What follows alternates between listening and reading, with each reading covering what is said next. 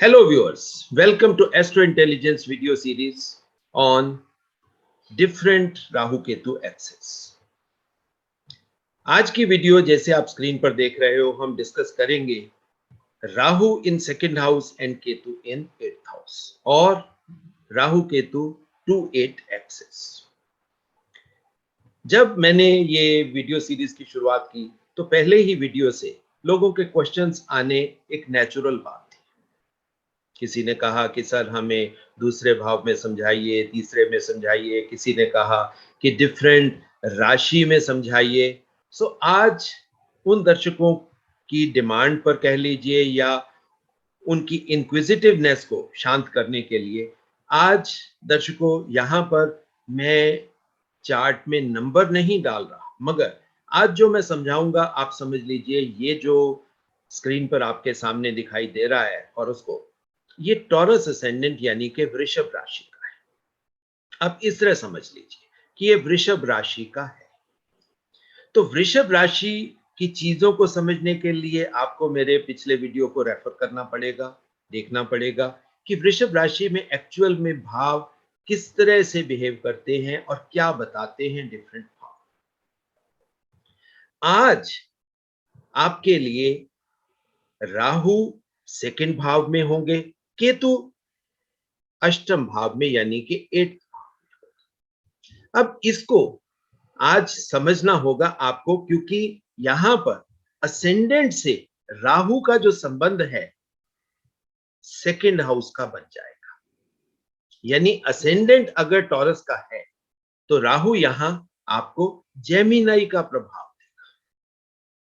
अब जेमिनाई का प्रभाव राहु में ये उन दर्शकों के लिए है क्योंकि जिनके इस तरह के क्वेश्चंस आते थे कि सर आप उस राशि में हमें समझा दीजिए कि उसका प्रभाव क्या पड़ेगा। अब जैसा कि मैंने पिछले वीडियो में आपको समझाया कि राहु केतु एक्सिस है ये, और ये एक्सिस हमारे टाइम जोन का एक्सिस है जिसमें हमें 6 भाव मिलते हैं फ्यूचरिस्टिक इंटेंट के लिए और 6 भाव मिलते हैं हमें जो पिछले जन्मों से हम कैरी फॉरवर्ड करके ला रहे हैं अपनी पास्ट की चीजों को, उसको बताने के लिए या उस रिसोर्स को अपनी प्रेजेंट लाइफ में यूज करने के लिए। केतु आप सब जानते हो कि हमारे पास्ट को बताने वाला प्लेनेट है। अब एक दर्शक ने बड़ा इंटेलिजेंट क्वेश्चन पूछा कि आपने राहु केतु एक्सेस को हमारे एस्ट्रोलॉजी के हिसाब से डिफरेंट भावों में 1, 2, 3, 4 करके समझाया। जैसे आप देख सकते हो कि आज जैसे हम बात करेंगे कि असेंडेंट फर्स्ट हाउस है, सेकंड हाउस में राहु है, तो राहु का आगे का जो भाव होगा वो थर्ड हाउस हो जाएगा, वो उसका गेन का भाव हो जाएगा। उसने कहा कि आपने हमें इस तरीके से समझाया। उस दर्शक ने क्वेश्चन किया कि जब हम राहु को या राहु केतु एक्सिस को ट्रांजिट के हिसाब से देखते हैं तो उसकी गणना उल्टी की जाती है, रेट्रोग्रेशन में जाती है।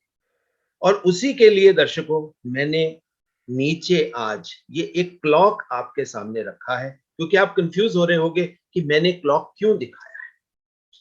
उस क्वेश्चन का आंसर दर्शकों मैं आपको वीडियो के आखिर में दूंगा। बहुत वैलिड क्वेश्चन है, बहुत रेलेवेंट क्वेश्चन है उस दर्शक का, और ऐसे प्रबुद्ध दर्शकों को मैं चाहता हूं कि इस तरह के आप क्वेश्चंस अगर पूछोगे तो आपको नेक्स्ट वीडियो में उसका आंसर जरूर मिलेगा। मगर आज हम शुरुआत करते हैं जैसा कि राहु केतु एक्सिस इन 2-8। अब जैसे इसको टाइम जोन के हिसाब से इस एक्सिस को देखेंगे, आप देखिए ये असेंडेंट, जब हम लग्न की बात करते हैं तो लग्न तो डिफरेंट हो जाएगा मगर राहु उसके फ्यूचर में होगा। यानी कि कह सकते हो कि राहु के लिए वो लग्न उसका पास्ट का सब्जेक्ट हो। ये टाइम जोन से मैं बात कर रहा हूं। कुछ लोगों को ये स्टेटमेंट कंफ्यूजिंग लगेगी नहीं, मगर सच्चाई यही है। अब ये कैसे होता है, अब आप समझ लीजिए कि बच्चे का जन्म हो रहा है, डिलीवरी हुई, तो डिलीवरी में सबसे पहले क्या है, पैर बाहर आता है, सिर बाद में आता है। तो आप ऐसे समझ सकते हैं कि प्रेजेंट में जब डिलीवरी का प्रोसेस शुरू हुआ तो सबसे पहले पैर बाहर आए, तो पैर को उस समय के हिसाब से हम जन्म के साथ एसोसिएट करेंगे कि पैर से उसका जन्म हुआ। मगर लाइफ की अगर हम बात करेंगे तो लाइफ की एंटिटी या लाइफ का कंट्रोल बॉक्स वो तो हमारा हेड है। हमारे ब्रेन से ही सब कुछ चलता है क्योंकि कंट्रोल बॉक्स तो यहां पड़ा है। और प्लस प्राणों की भी अगर बात करेंगे तो सांस लेने का कंट्रोल ये भी हमारे हेड में ही है। सो लाइफ का कंट्रोल वो तो हेड में है, मगर लाइफ का कंट्रोल बॉक्स बाद में आया, पैर आपके पहले आए। और जब तक ये कंट्रोल बॉक्स दुनिया में आया तब तक पैर तो आपके पास्ट का सब्जेक्ट हो चुके थे। अब आप देखिए, क्योंकि टाइम आगे जाता है, क्योंकि जन्म के साथ ही आपकी मृत्यु निश्चित हो जाती है। पैर बाहर आए, सिर बाद में आया। मगर अब आप देखिए यहां पर कि लाइफ बाद में आई, पहले चीज हमें दिखाई दे गई। अब ये चीज किस तरह होती है, ये हमारे एस्ट्रोलॉजी में ऐसे क्वेश्चंस के आंसर नॉर्मली देते नहीं लोग। ऐसे क्वेश्चंस को इवेड करना पसंद करते हैं क्योंकि इनके आंसर्स बड़े डीप और डिफिकल्ट होते हैं। पैर का बाहर आना जीवन का देखिए संकेत तो है, मगर एक्चुअल संकेत जब तक बच्चा नाक से सांस नहीं लेता, जब तक मुंह से उसकी क्राई नहीं आती, तब तक हम कहते हैं कि उसकी लाइफ अभी आई नहीं।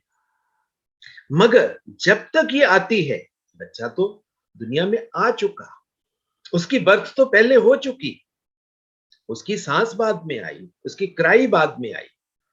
अब ये चीज अब आप इस तरह इसको टाइम के हिसाब से आप सेग्रीगेट करिए, आपको समझ में आएगा। जन्म प्रेजेंट की घटना है, सांस लेना, क्राई करना ये फ्यूचर का सब्जेक्ट है। और उससे पहले क्या था, बच्चा डोरमेंट था अपने मां के गर्भ। अब ये तीन सिचुएशंस हैं जो इकट्ठी साइमल्टेनियसली चल रही हैं। बच्चा दुनिया में आ भी रहा है, जो चीज आपको सबसे पहले दिखाई देगी वो उस समय के प्रेजेंट का सब्जेक्ट हो। बट अगर आप ये कहो कि वो एक्चुअल में लाइफ है तो वो लाइफ नहीं है। लाइफ के आने वाला कंट्रोल बॉक्स तो अभी आना है, और कंट्रोल बॉक्स के आने के बाद बच्चे का ब्रीदिंग शुरू होगी, बच्चे की क्राई आएगी, यानी कि वो लाइफ के संकेत हैं, इंडिकेटर्स कि अब लाइफ शुरुआत होगी। और राहु केतु एक्सिस क्या है, राहु केतु एक्सिस हमारा एनर्जी एक्सिस है कि लाइफ एनर्जी, लाइफ को आपको कैसे देखना है। और राहु फ्यूचरिस्टिक है, बच्चे के आने से बच्चे के लाइफ का कोई संबंध नहीं। आप इस बात को क्लियरली समझ लीजिए। बीइंग डॉक्टर हमने ये चीजें बहुत बार देखी, सो हम इन सब्जेक्ट्स में क्लियर हो जाते हैं कि केतु तो होगा, क्योंकि केतु बच्चे का आना, अब वो केतु बन गया, वो आपका पास्ट बन गया, मगर उसमें लाइफ है या नहीं है ये तो राहु बताएगा। सिर तभी बाद में आ रहा है, पहले केतु आया, मगर राहु बाद में आया क्योंकि राहु फ्यूचर है। मगर इन दोनों के बीच में, राहु और केतु के बीच में आपका प्रेजेंट है। और ये ही ऋषि आपको समझाते हैं कि आपको राहु केतु एक्सिस से कैसे देखना है, कैसे समझना है।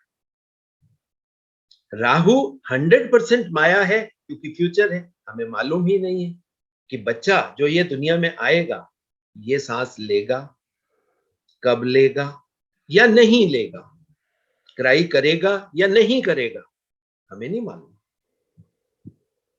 तो केतु से आप लाइफ को नहीं पकड़ सकते। लाइफ को पकड़ने के लिए आपको केतु से फॉरवर्ड मूवमेंट लेनी है। सो जब हम इस तरीके से समझते हैं, क्योंकि लाइफ का संबंध राहु के साथ है, क्योंकि पास्ट को, पहली बात है, कोई जी ही नहीं सकता, और पास्ट तो वैसे भी डेड है। जैसे ही हमारा जन्म हुआ, वो जो घड़ी हुई, जैसे ही पैर गर्भ से बाहर आए, जन्म का प्रोसेस तो शुरू हो गया। प्रेजेंट में पैर आए, मगर आप क्या कह सकते हो कि पैर के आने का संबंध लाइफ से है? नहीं कह सकते। सो राहु केतु एक्सिस को समझने के लिए आपको अवेयर बुद्धि के साथ चलना पड़ेगा कि जिसमें आपका पास्ट भी होगा, आपका प्रेजेंट तो है ही है और फ्यूचर भी होगा। अब लाइफ को समझने के लिए हमें राहु केतु एक्सिस को आज हम सेकंड 8 में समझें।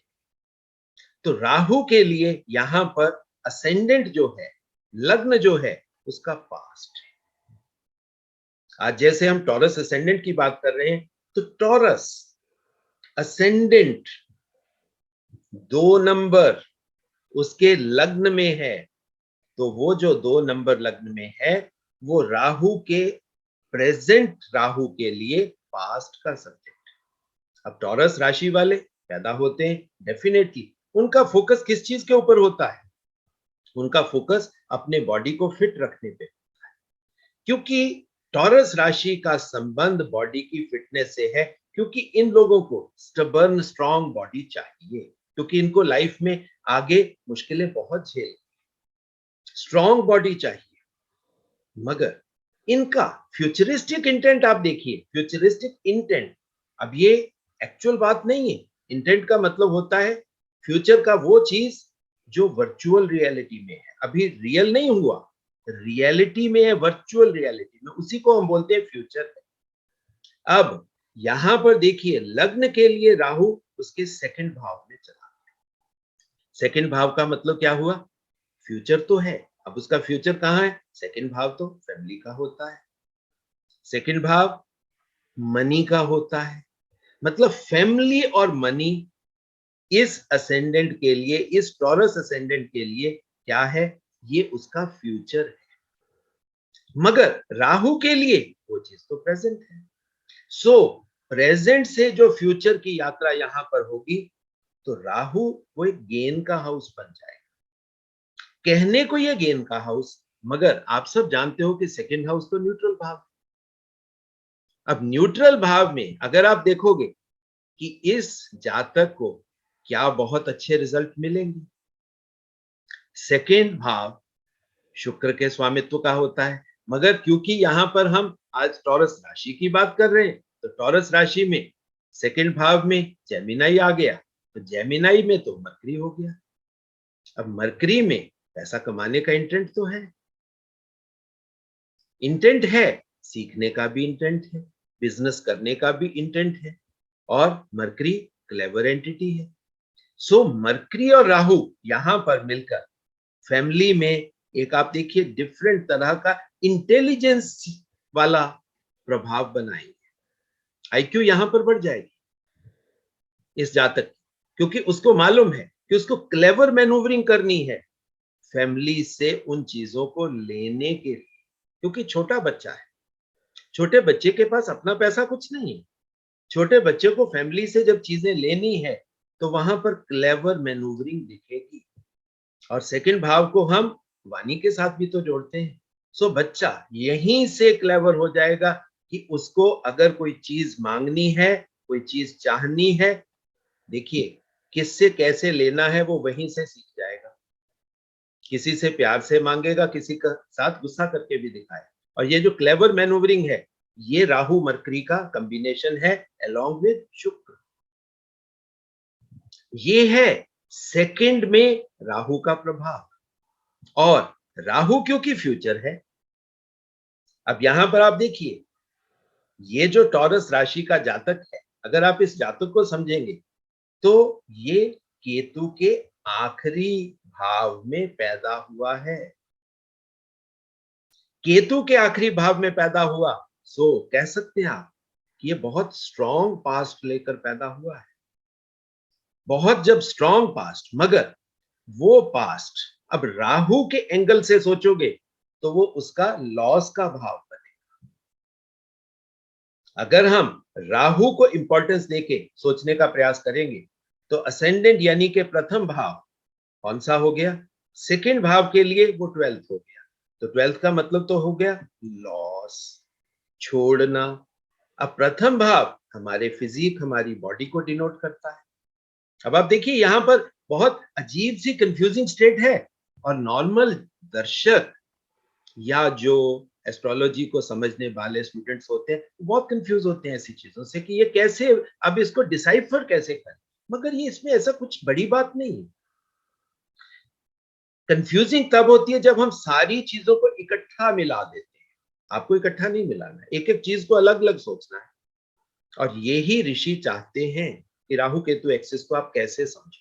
ये रहेंगे तो इकट्ठे, मगर समझना आपको इनको अलग अलग। और दोनों को जब आप अलग समझोगे, एक चीज पास्ट की होगी, एक फ्यूचर की होगी, इसके बीच में प्रेजेंट होगा आपका।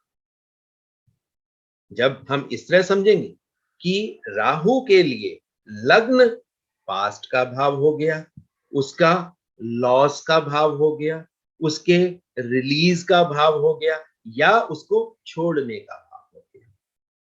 अब छोड़ना किस चीज को है यहां पर? केतु की उस मेमोरी को छोड़ना है जो हमारे शरीर में बाधक होगी, शरीर में बाधक होगी। अब कौन सी चीज बाधक हो सकती है? टॉरस असेंडेंट की। टॉरस असेंडेंट आप देखिए शुक्र का है, तो यहां पर शुक्र का वो जो आराम वाला भाव है, लेजी इंटेंट है, लग्जूरियस इंटेंट है, उसको ही तो छोड़ना है। क्योंकि ये बात बहुत क्लियर है, जब भी राहु केतु एक्सिस को आप देखो, जो भी चीजें वर्चुअल रियलिटी में होंगी उसको नहीं छोड़ना, मगर जो चीजें लाइफ के साथ होंगी वो चीज केतु के साथ जब देखेंगे तो वो छूटेगी। तो लेजी इंटेंट को आपको छोड़ना है, क्योंकि लाइफ तो जा नहीं सकती, लाइफ तो रहेगी। मगर अब केतु है, क्योंकि केतु का वो आखिरी भाव है यहां पर, ये स्ट्रॉन्ग पॉइंट है, यहां आपको समझना है। जब भी ऐसा जातक होगा उसको लेजी इंटेंट को छोड़ना है। अगर लेजी इंटेंट को छोड़ा तो शुक्र वैसे ही एक्टिवेट हो गया, और जैसे ही शुक्र एक्टिवेट हुआ, आप देखिए चीजें बदल गई। और यहां पर राहु सेकंड भाव में, अगर टॉरस राशि का ये चार्ट है तो सेकंड भाव में क्लेवर इंटेंट के साथ चीजें लेने का होगा। मगर यहां पर आप ये गलती मत करना कि यहां पर कोई बहुत ज्यादा मनी गेन, क्योंकि सेकंड भाव जो होता है ये न्यूट्रल हाउस, चीजें हैं मगर बहुत ज्यादा बहुतायत में नहीं। ये है राहु अपने भाव में, यानी कि सेकंड भाव में। अब राहु का सेकंड भाव देखते हैं। राहु का सेकंड भाव इस जातक के लिए क्या बन गया? वो कैंसर बन गया। मगर राहु के लिए वो गेन का भाव है।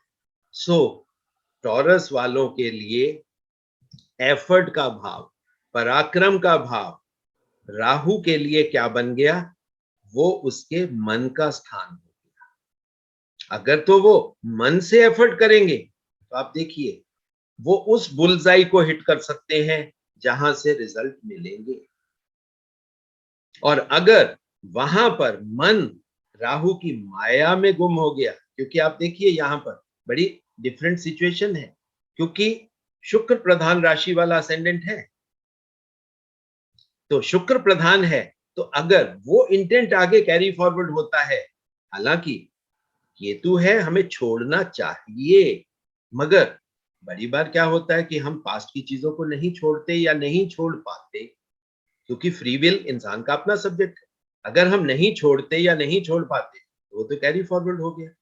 अगर वो लग्जरी इंटेंट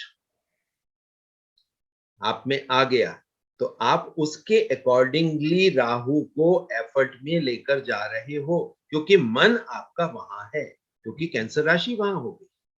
अब जब कैंसर राशि वहां हो गई तो ये अब आपके लिए एफर्ट दो तरीके से काम करेगी।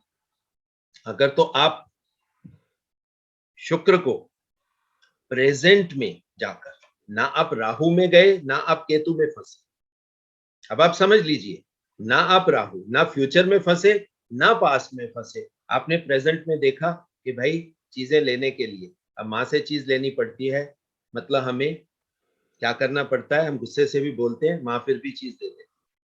मगर फादर के साथ तो ऐसा चलता नहीं। फादर के साथ हमें अपनी वाणी को प्यारा बनाना पड़ता है, स्वीट बनाना पड़ता है, मीठा बोलना पड़ता है, क्योंकि फादर के साथ अगर हम बुली करने की कोशिश करेंगे तो फादर तो आगे मार्शल है, स्ट्रॉन्ग एंटिटी है, तो फादर के साथ वो चीज क्लैश में आ जाएगी, तो वहां पर क्लैश नहीं करना। तो ये जो क्लेवर मैनूवरिंग है, ये राहु सेकंड भाव में आपको दे रहा है, और ये ही क्लेवर मैनूवरिंग अगर गेन में जाएगी, अब आप देखिए, अगर तो क्लेवर तरीके से चल पड़े तो ये एफर्ट आपकी अच्छा फ्यूचर देने में यहीं से आपके सीड्स बन जाए। अब टॉरस राशि के लिए सुख स्थान की बात कर लेते हैं। जब सुख स्थान की बात करते हैं तो टॉरस राशि का सुख किसमें है? वो तो आत्मा में पड़ा है, सूर्य में पड़ा है, मगर राहु के लिए वो गेन का हाउस है ना, सॉरी, एफर्ट का हाउस है। मतलब राहु की एफर्ट का गेन। अगर राहु की एफर्ट, इस एक्सिस की मैं बात कर रहा हूं, राहु की एफर्ट उस क्लेवर मैनूवरिंग के साथ आत्मा की तरफ होगी, प्रकाश की तरफ होगी, पॉजिटिविटी की तरफ होगी, जिसमें नेगेटिविटी का कोई स्थान नहीं। अब यहां पर आपको समझना होगा, क्योंकि कैंसर राशि अब उसके 12th में चली गई। जैसे ही कैंसर राशि उसके 12th में गई, आप देखिए संबंध बदल गया। तो अगर हम मन के पीछे चल पड़े तो गड़बड़ हो गई, अगर मन से नेगेटिविटी निकाल दी फिर सब कुछ अच्छा हो गया।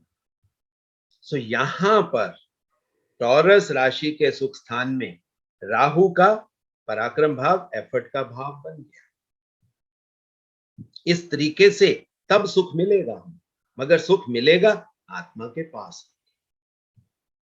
आप ये भी कह सकते हो कि सुख फादर से भी मिलेगा, क्योंकि सूर्य का भाव हो जाएगा। जब सूर्य का भाव हो जाएगा तो सुख भी मिलेगा। आपको एफर्ट करनी पड़ेगी फादर की तरफ से, मगर फादर जब प्लीज हो जाएंगे तो वो सुख भी देंगे। मगर राहु के सेकंड हाउस में होने से, अब ये सारी फ्यूचर की बात हो रही है, आप भूलना मत, ये मैं सिर्फ राहु को नहीं डिसाइफर कर रहा, ये राहु के फ्यूचरिस्टिक इंटेंट को मैं आपको बता रहा हूं।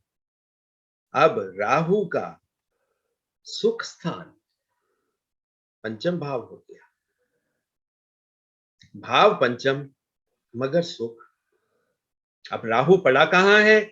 सेकंड हाउस में, फैमिली के हाउस में। अब फैमिली का, अब आप नोट करिए चीज को, फैमिली का सुख कहां होता है? वो बच्चों में ही तो होता है, बच्चों की एजुकेशन में होता है, बच्चों के फ्यूचर में होता है। प्लस क्योंकि शुक्र प्रधान राशि है, अगर बच्चे लव मैरिज की तरफ जा रहे हैं तब भी वो तो खुशी होगा। तो यहां पर ये सुख है राहु का। अब ये फ्यूचरिस्टिक बात है सारी, यहां पर वर्चुअल रियलिटी कुछ नहीं। अब आपको इस चीज को आज की वीडियो के एंड में मैं आपको समझाऊंगा इसका प्रैक्टिकल यूजेज, कि आपको इसको देखना कैसे है। अब आ जाते हैं उसके राहु से पंचम में, मगर वो लग्न का तो छठा भाव हो जाएगा। जब लग्न का छठा भाव हो गया तो वहां पर वो ऋण शत्रु आ गए। मगर राहु के लिए वो पंचम भाव है, सीखने की चीज है, यानी कि टॉरस राशि वाले अपनी डिफिकल्टी से भी सीखेंगे, और अगर उस सीख को वो अपने कर्मों में ले आएंगे तो वो उसके लिए फ्यूचरिस्टिक चीज बन जाएगी। यानी कि कल को वो नॉलेज से अपनी पूरी लाइफ में, अगर उन कॉम्पिटिशंस को जीतना चाहते हैं, रोग ऋण शत्रु को विन ओवर करना चाहते हैं, तो उनके लिए किस तरह चलना है? राहु को वो चीज सीखनी है। मगर सीखनी कैसे है? रोमांटिक रिलेशन से, प्यार से, क्लेवर मैनूवरिंग से, क्योंकि राहु क्लेवर है। राहु माया का वो चीज है जो प्रेजेंट में जो चीज आपको नहीं समझ आ रही या नहीं दिखाई दे रही, राहु आपको वहां भी ले जा सकता है। मगर यहां पर अब एक बात है, क्योंकि ये जो भाव है भाव दुस्थान है, दुस्थान है तो दुस्थान में नेगेटिविटी आ सकती है, नेगेटिविटी आ सकती है। बट अगर आप टॉरस राशि के लिए छठे भाव को देखोगे तो अब आपको समझ में आएगा कि यहां पर शुक्र ही आ जाएगा। सो शुक्र ही यहां पर आपका एनिमी होगा। अगर आपने, अब आप समझिए, अगर आपने शुक्र को प्रथम भाव से ही, लग्न से ही समझ लिया होता कि शुक्र के इस चीज को हमें छोड़ना है, ये राहु के अकॉर्डिंगली सोच रहा हूं, मतलब मैं आपको बता रहा हूं बात, क्योंकि राहु आपका फ्यूचर है। टॉरस राशि वालों के लिए जब राहु सेकंड में है तो राहु आपका फ्यूचर है। आपको उस एंगल से सोचना है, आपको शुक्र को साथ रखना भी है, मगर शुक्र की वो चीजें जिससे आपको नुकसान हो जाए, अगर आपने वहीं से शुरुआत कर ली तो आपको छठे भाव में कोई दिक्कत नहीं आने वाली। अब आ जाइए राहु का आखिरी स्थान, राहु का आखिरी स्थान, मगर टॉरस राशि वालों के लिए तो ये क्या बन गया, शक्ति स्थान बन गया, सेवंथ हाउस बन गया। मगर यहां पर राशि आप देखिए, राशि कौन सी हो गई, राशि अब हो गई स्कॉर्पियो, स्कॉर्पियो साधना, बैलेंसिंग एक्टिविटी। अब आप नोट करिए, टॉरस राशि वालों को अगर राहु केतु एक्सिस 2/8 में है तो उनका बैलेंस कहां से बनेगा, किसको बैलेंस करना है उनको, शुक्र को ही तो बैलेंस करना है।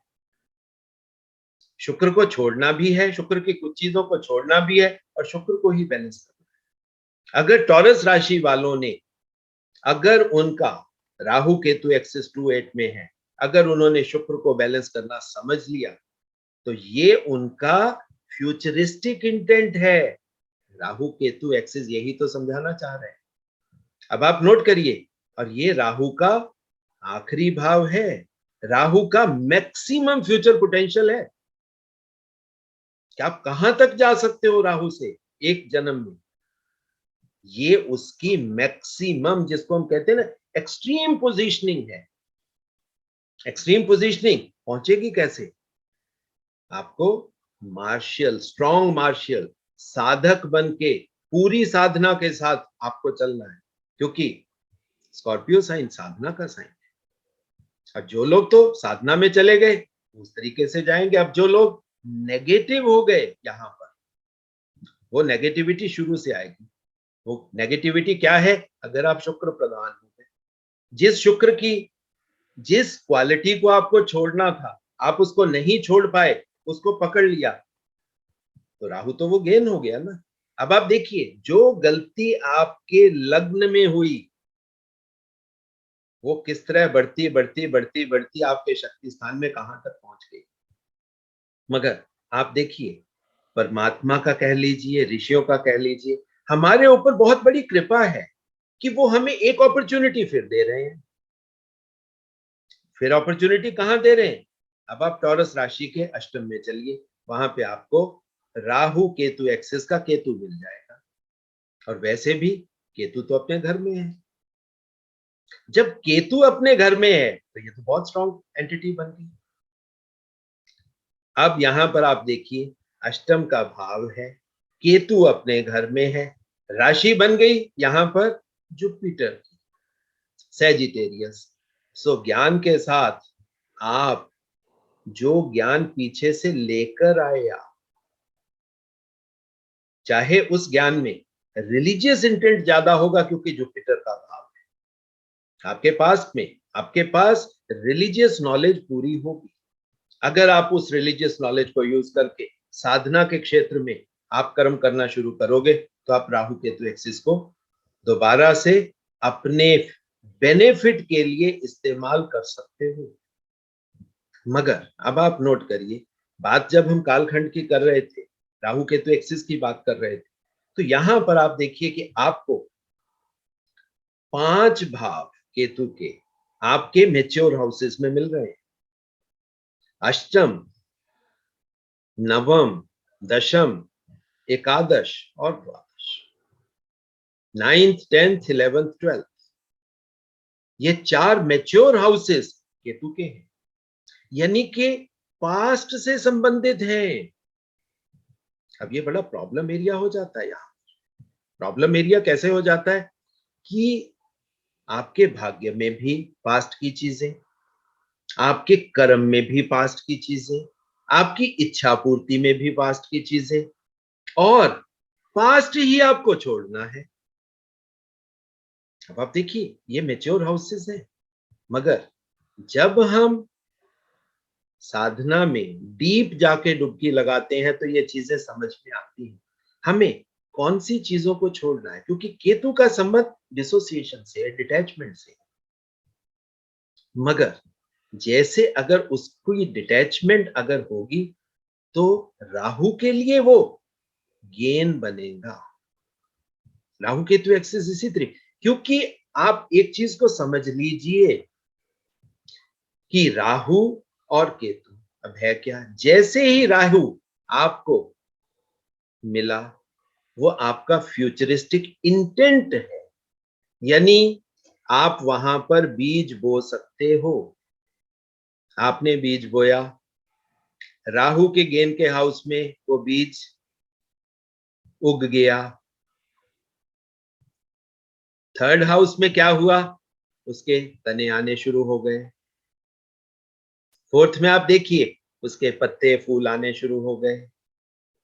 उसके फिफ्थ में क्या हुआ, उसके फल आ गए। और सिक्स्थ में दोबारा से पतझड़ या वो आखिरी टाइम आ गया। आप ऐसे समझ सकते हो कि अब फल भी आ गए, अब तो पेड़ को जाना ही है।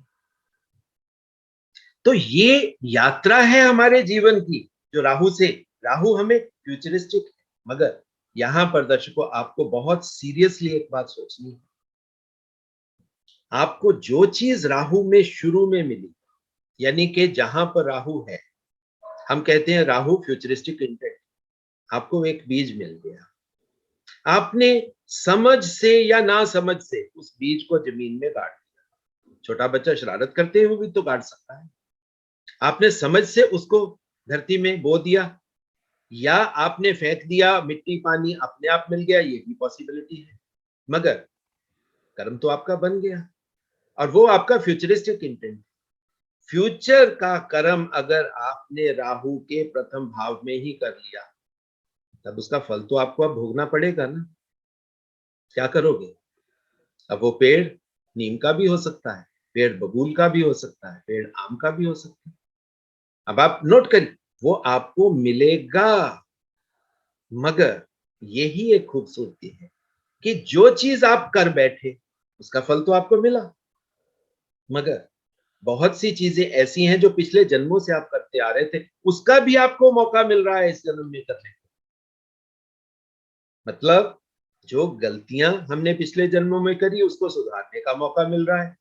जो गलतियों से समझ हमें मिली, अपने राहु के फ्यूचरिस्टिक इंटेंट में की गई गलती को सुधारने का मौका भी तो है हमारे पास। उसमें एक एडवांटेज की स्थिति हो जाती है कि जब हम केतु में एंटर करते हैं कि वो नॉलेज भी साथ में होती है।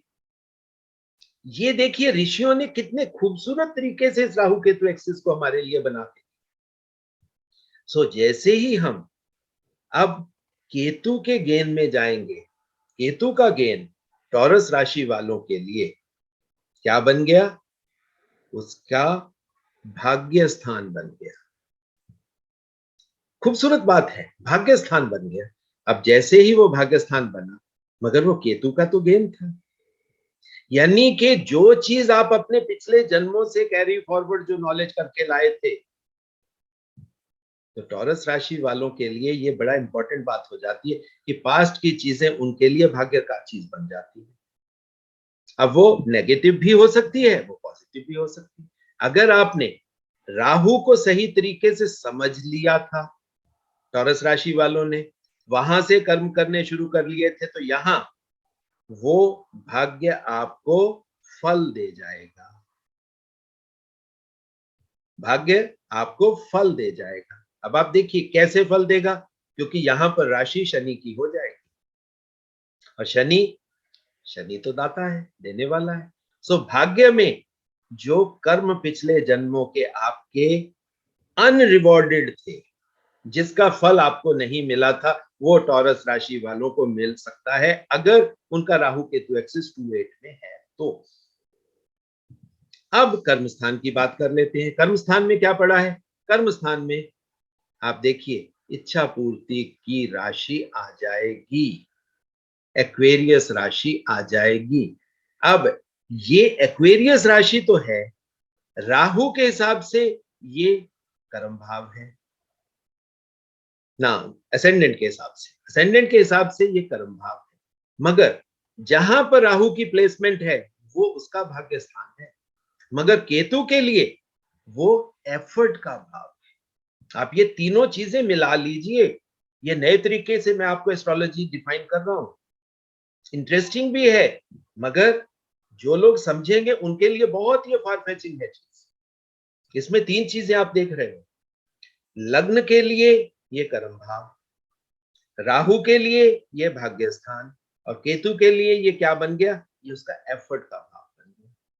यानी कि पिछले जन्मों से जो चीजें, जो नॉलेज आप लेकर आए, अगर आपने उसको एफर्ट में लगा लिया, कर्म में लगा लिया, तो ये आपके लिए फ्यूचरिस्टिक चीज बन गई। अब टॉरस राशि वालों को अगर राहु केतु एक्सिस उनके 2/8 में है, उनके इच्छा पूर्ति के भाव में क्या है? अब आप देखिए इच्छा पूर्ति के भाव में यहां पर राशि कौन सी हो जाएगी? ये तो जुपिटर की मीन राशि हो जाएगी। मीन राशि का मतलब तो आश्रम हो गया, मंदिर हो गए, बहुत बढ़िया स्थान बन गया, मगर है ये इच्छा पूर्ति। सो टॉरस राशि वालों के लिए अगर राहु केतु एक्सेस है, अब आप देखिए ये केतु के लिए क्या बन गया? केतु के लिए सुख स्थान हो गया। यानी अगर सब कुछ हमने सही कर लिया तो केतु का सुख, यानी जो पिछले जन्मों से जो कुछ पेंडिंग चीजें थी वो भी इस जन्म में हमें सही तरीके से मिल जाएगी। और राहु के लिए, राहु की पोजीशन के लिए ये उसका कर्म भाव हो जाएगा, यानी कर्म चलेगा। कर्म का मतलब क्या हुआ? राहु का, राहु का देखिए ये जो 11th हाउस होता है, राहु का तो अपनी जगह होती है, तो राहु यहां पर आपको बड़े प्लेटफॉर्म, बड़े मतलब ऑर्गेनाइजेशंस के साथ, आपको कॉर्पोरेट्स के साथ लगा सकता है और यहां पर आपको बड़ी चीजें मिल सकती है। उसके बाद अब हम बात करते हैं आखिरी भाव की, लिबरेशन के भाव की। टॉरस राशि वालों के लिए लिबरेशन का भाव किसका है? एरीज का है।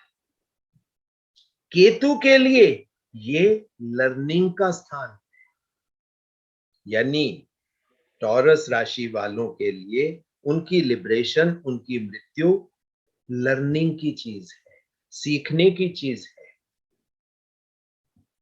और अगर हम मतलब इस तरीके से इस चीज को देखेंगे, अगर ये लर्निंग हो गई तो अगले जन्म में आपका फ्यूचर वैसे ही सीधा हो जाएगा, क्योंकि वो आपके लिए फ्यूचरिस्टिक पराक्रम भाव बन जाएगा, क्योंकि राहु वहां से 3rd में होगा।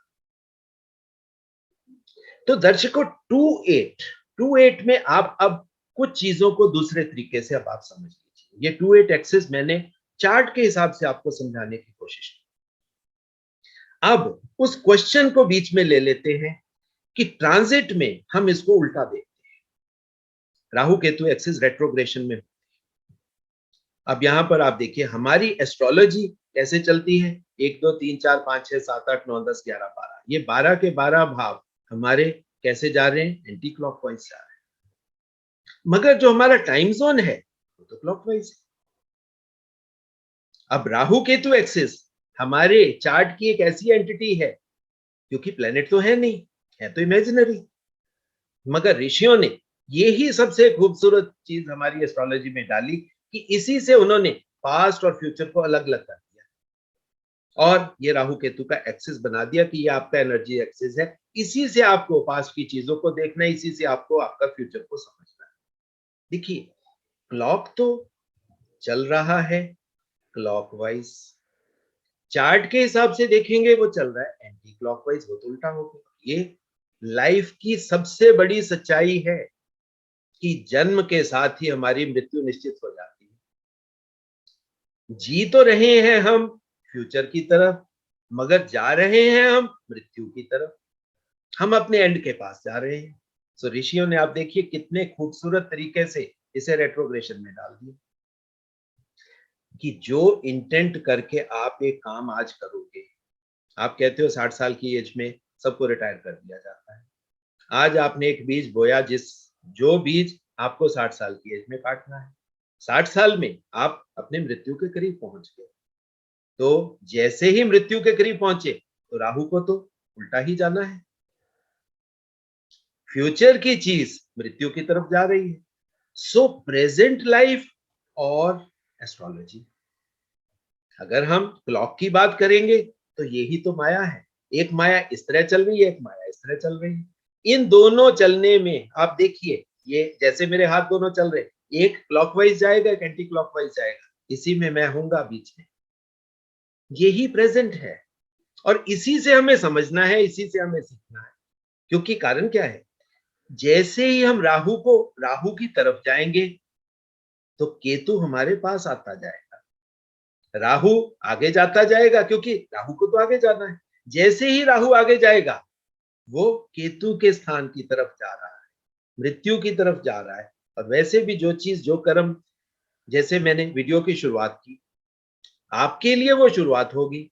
अब हम जैसे जैसे वीडियो के एंड में जा रहे हैं वो चीज तो हमारी पास्ट की बन गई। ये जो प्रेजेंट, पास्ट और फ्यूचर, ये कोई अलग नहीं है। ये टाइम का वो कालखंड है जिसके थ्रू हमें उन चीजों को समझना है, सीखना है। देखिए, जो मैंने कहा कि 60 साल की एज में आपको रिटायर कर देते हैं, आपने जाने अनजाने शुरू में जो राहु में बीज बोया वो 60 साल में आपको मिल गया। आपको तो पता नहीं था कि 60 साल में वो चीज आपको मिलेगी, मगर जो चीज 60 साल में आपको मिलेगी, तो राहु कहां आ गया, राहु आपके पास आ गया। मगर जैसे ही वो चीज आपको मिल गई, राहु आगे चला जाए तो वो केतु में चला जाए। तो इसको इसी तरीके से जब हम समझेंगे तो राहु केतु एक्सिस हमें समझ में आएगा कि ये दो कालखंड हैं जो हमें मिलते हैं। पास्ट भी साथ ही रहेगा, फ्यूचर हमें आगे दिखता रहेगा। काम हमें फ्यूचरिस्टिक करना है, तो जितना समझ के साथ करेंगे, जितना अवेयरनेस के साथ करेंगे, जितना दृष्टा भाव से करेंगे और जितना स्थित प्रज्ञ होकर करेंगे। दर्शकों, मेरे ये वर्ड्स आप नोट कर लेना, आपके सारी जिंदगी काम आएंगे। अवेयरनेस से करेंगे का मतलब क्या हुआ, देखते हुए कर रहे हैं। हमें ये भी समझ है कौन सा कर्म हमारा ये फ्यूचर की तरफ है या ये पास्ट की तरफ है। स्थित प्रज्ञ का मतलब क्या है कि हम हर चीज को सही तरीके से एनालाइज कर रहे हैं कि भाई प्रेजेंट मोमेंट में क्या करना चाहिए। अब आप देखिए, आपके पास ऑप्शन होती है। आपको एक बीज मिला, आप उस बीज को फेंक भी सकते हो, आप उस बीज को जला भी सकते हो, आप उस बीज को डस्टबिन में फेंक सकते हो, आप उस बीज को धरती के अंदर बो सकते हो, आप उस बीज को खा भी सकते हो। आपको कितनी देखो ऑप्शंस मैंने दे दी। यही तो फ्री विल है जो ह्यूमंस को हमें मिली। और आप देखिए, जो भी आपने किया उस समय वो प्रेजेंट था, मगर इंटेंट फ्यूचरिस्टिक था। अगर खा गए तो उसका जो भी प्रभाव आपके शरीर पर आएगा वो आ जाएगा। अगर आपने बीज को बो दिया, अब जैसा भी बीज था, अगर आपने देख के उस बीज को बोया, आम का था तो आपको मीठे आम मिल जाएंगे, बबूल का था तो बबूल मिलेंगे, कांटे मिलेंगे, नीम है तो कड़वा मिलेगा। अब उस समय आप स्थित प्रज्ञ थे या नहीं थे, अब आप समझ सकते हो कि जो कर्म हमें 25 साल की एज में करना चाहिए था, क्या हमने किया। आज हम उस चीज को सेग्रीगेट करके सोच सकते हैं, मगर स्थित प्रज्ञ तो तब रहना था। तो दर्शकों, ये तरीका है एस्ट्रोलॉजी को समझने का। एस्ट्रोलॉजी को लाइफ से आप अलग मत लेकर जाइए, लाइफ को बल्कि एस्ट्रोलॉजी के बीच में लेकर आइए, तब ये साइंस बनती है। और जितना आप साइंस की तरफ जाओगे आप देखोगे ये लॉजिकल हो जाएगा। एस्ट्रोलॉजी शास्त्रों की चीज है, मगर ये साइंटिफिक हो जाती है, लॉजिकल हो जाती है। तो एनर्जी एक्सिस के थ्रू आप चार्ट को देखना शुरू करिए। सारे एक्सिस मैं आपको डिफरेंट राशियों में समझाऊंगा।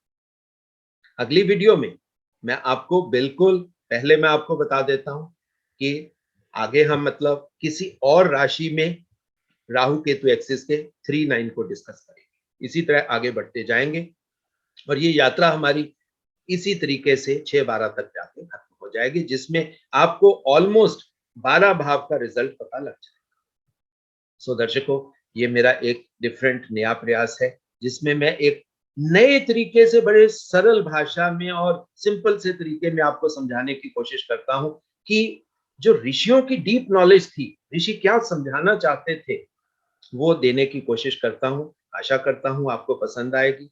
और जो निवेदन हर वीडियो के एंड में मैं आपसे करता हूं, इस वीडियो में भी करूंगा कि एस्ट्रो इंटेलिजेंस मेरा नहीं, आपका चैनल है। वैदिक एस्ट्रोलॉजी की ऑथेंटिक नॉलेज का चैनल है। इस वैदिक नॉलेज को घर घर तक पहुंचाइए। आप तो उसको सब्सक्राइब करिए करिए, इसको मैक्सिमम शेयर करिए, लोगों के घर तक पहुंचाइए। जितना ये चैनल लोगों के घरों तक जाएगा, वो अपने आप को जानने में समर्थ हो जाएंगे, अपने चार्ट को देखने में समर्थ हो जाएंगे। जो नेगेटिव ब्लैकमेलिंग इस समय समाज में चल रही है, जिससे सिर्फ और सिर्फ पैसे का दोहन होता है, मैं चाहता हूं कि वो चीज खत्म हो जाए। आपका जीवन है, आपको जानना चाहिए, आपको समझना चाहिए। जितना आप उस अपने जीवन को अच्छे ढंग से समझ लोगे, तो ये एक तरीके से परमात्मा की ही बात है। परमात्मा यही तो चाहता है हमसे कि हम अपने जीवन को समझ के अपने कर्मों को अच्छे तरीके से कर पाएं। और इसी दिशा में मैं ये वीडियोस बनाता हूं। मेरी कोशिश हमेशा यही होती है। सो आपका सहयोग, आपकी कोऑपरेशन मेरे को चाहिए। और दूसरी, जो दर्शक मेरे से अपने चार्ट एनालाइज करवाना चाहते हैं, हमारे इंस्टीट्यूट में नॉलेज लेना चाहते हैं, ऑल आर वेलकम। उन सभी के लिए मेरा एक ही कॉन्टैक्ट नंबर है, दैट इज 9881164480। उसके थ्रू आप मेरे से कांटेक्ट भी कर सकते हो। मेरे से जो परामर्श चाहिए, जो एडवाइस चाहिए, जो मतलब यानी कि चार्ट के थ्रू अगर आपको कोई डिफिकल्टी फील हो रही है, वो मैं आपको दूंगा। सो दर्शकों, बहुत बहुत आशीर्वाद, बहुत बहुत प्यार। आशा करता हूं कि जर्नी हमारी बहुत आगे तक जाएगी, जिसमें हम मिलकर अच्छा रिजल्ट देने में समर्थ हो पाएंगे। और परमात्मा से तो निवेदन है ही है कि वो अपना आशीर्वाद वाला हाथ हम सब पर बनाए रखे। सो दर्शकों, धन्यवाद।